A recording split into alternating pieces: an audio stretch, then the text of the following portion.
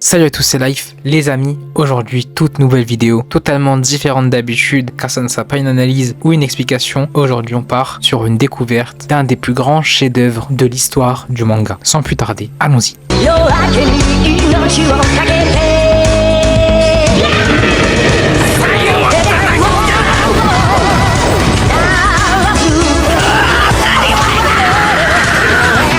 Yokoso, watashi no Soul Society へ。俺は波風見な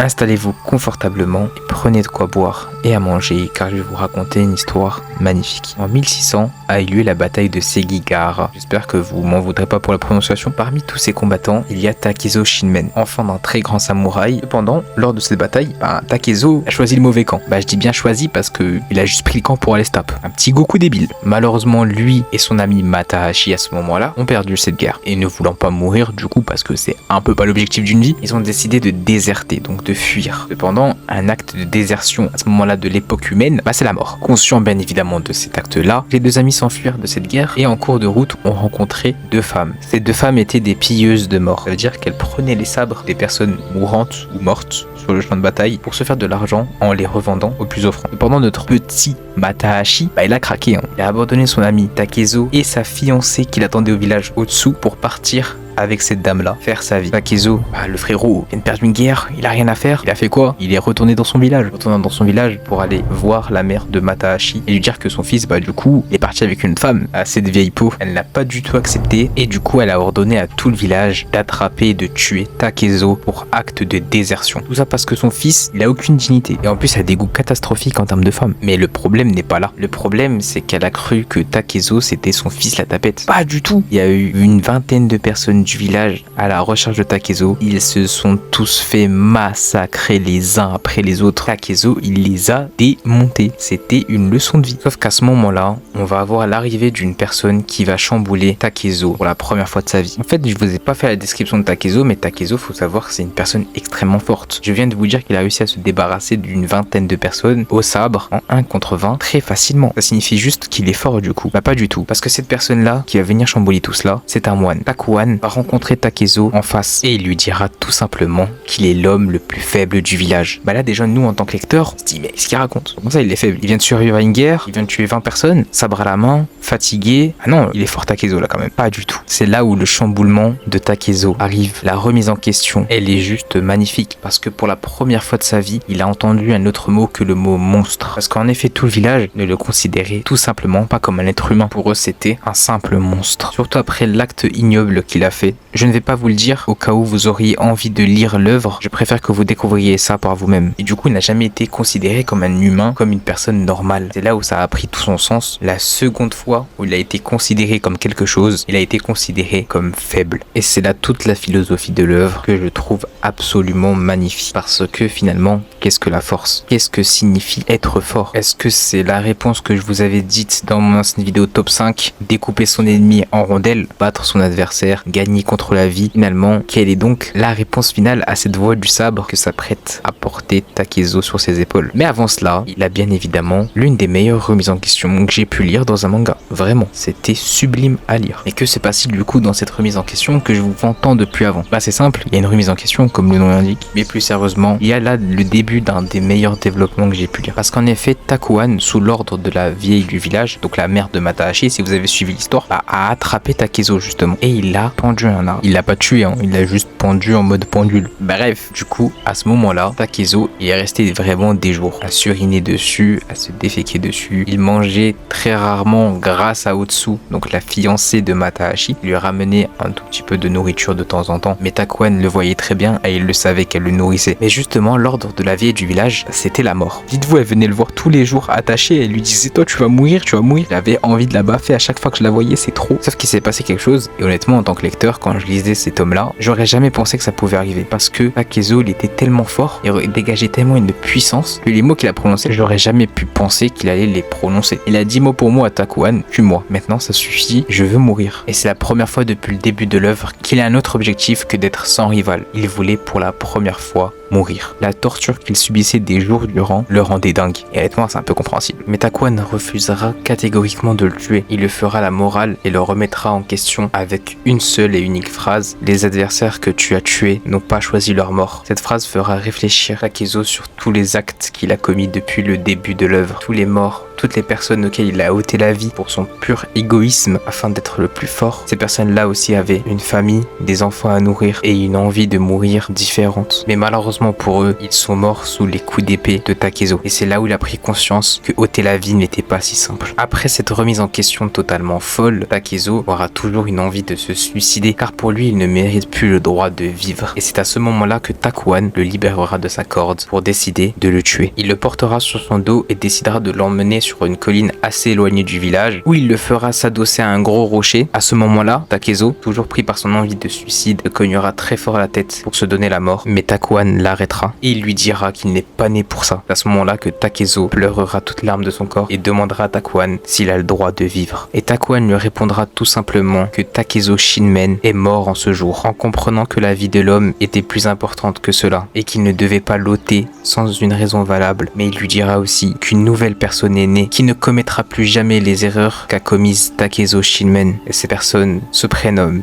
Musashi Miyamoto. Et voilà les refs, c'est la fin de la vidéo. J'espère qu'elle vous aura plu. Moi, comme d'habitude, j'ai kiffé l'affaire. N'hésitez pas à me dire votre ressenti sur Vagabond en commentaire. Pour ceux qui ne l'ont jamais lu, allez le lire, vous manquez un réel chef-d'œuvre. Si la vidéo était un tout petit peu moins dynamique que d'habitude parce qu'il n'y a pas de scène d'animé, c'est juste normal puisque Vagabond, c'est une œuvre trouvable que en manga ou lisable sur internet. Sushiscan est votre ami. Et pour la prochaine vidéo, si vous voulez deviner le thème ou le personnage ou le manga qui sera mis en avant, on va parler d'un petit garçon souriant à la recherche du plus grand trésor du monde. N'oubliez pas le j'aime et l'abonnement s'il vous plaît, ça aide énormément. On a passé récemment la barre des 100 abonnés. C'est rien du tout, mais c'est énorme à la fois. Je vous remercie. Ce n'est que le début d'une grande aventure. Sur ce, moi je vous dis, portez-vous bien et à la prochaine.